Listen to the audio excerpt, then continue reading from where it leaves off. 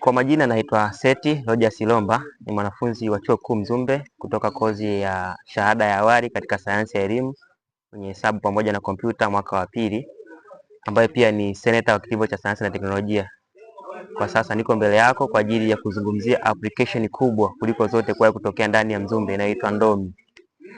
Ewe mwanafunzi wa kitivo cha sayansi na teknolojia, nimekuja mbele yako kukusisitiza na kukushawishi pamoja na kukufahamisha kuhusu application kubwa ya Ndomi ambayo ni kifupisho cha maneno matano, ambapo herufi N inamaanisha networking, D development, O ni opportunities, M ni mentorship, I ni internship. Application hii itakusaidia kufanya mambo makubwa matatu.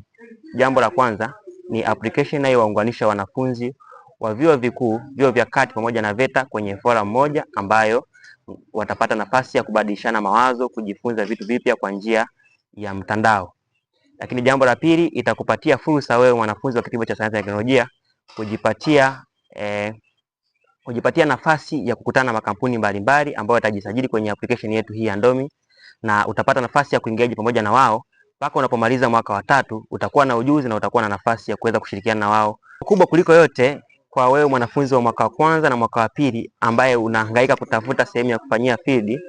ni kwamba application yetu ya Ndomi itakusaidia kufanya application ya sehemu ya kwenda kufanyia field,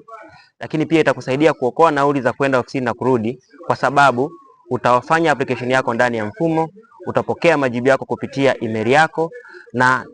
itakukutanisha pia na makampuni makubwa ambayo ungeshindwa kwenda kuyafikia moja kwa moja kwa njia ya kusafiri.